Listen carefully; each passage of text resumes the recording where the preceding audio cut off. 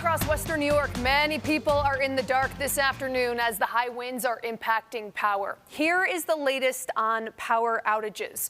NYSEG is reporting over 23,000 customers are now affected, while National Grid is reporting over 17,000 customers are without power all across the state. Now, this intense storm is bringing damaging wind gusts and soaking rain to many different areas in western New York. And this, of course, includes the city of Dunkirk, where officials there have issued a travel advisory. Our Dylan Murillo is in the car right now. He is not driving. He is on his way down to Chautauqua County to go survey some of the damage down there.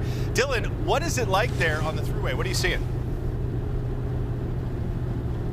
Well, Dave and Jordan, we are currently on our way to Dunkirk, and as you can see from the roads in front of us, the rain has slowed down a bit, but wind gusts continue. I mean, you could feel it going under the car. It seems to be blasting sideways along the road, and that's creating very hazardous driving conditions, with most drivers that I could see in front of us reducing their speed. As a result, a speed reduction of 45 miles per hour is also in place on New York State Thruway I-90. I've seen the sign on the side. These types of conditions, they have led to involving a tractor trailer on I-90 westbound. That's between the exit 59, Dunkirk and Fredonia, and exit 60. That forced all lanes to be blocked. That accident, though, has since cleared. Now, in the south towns, Sean Crotty, Emergency Services Director of Hamburg, tells News 4 he is staking this weather advisory very seriously, having highway crews working diligently,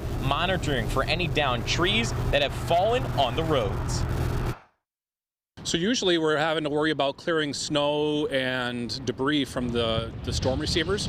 With the rainfall that we had this morning, combined with the winds that are blowing debris around, but with no snow on the ground and really minimal impact with debris, we're actually fortunate there. So the highway crews are just really going around monitoring what's going on, taking a look at the trees, and any kind of trees that do sustain damage, we're working with our partners, our stakeholders in the power industry to make sure that that power threat is negated before we do any tree work. Back in Dunkirk, power outages are widespread, with National Grid reporting at last check over 3,000 residents are without power. The estimated restore time reported by National Grid is 11 p.m. So a lot of residents who have to deal with no power for the time being. Dave, Jordan.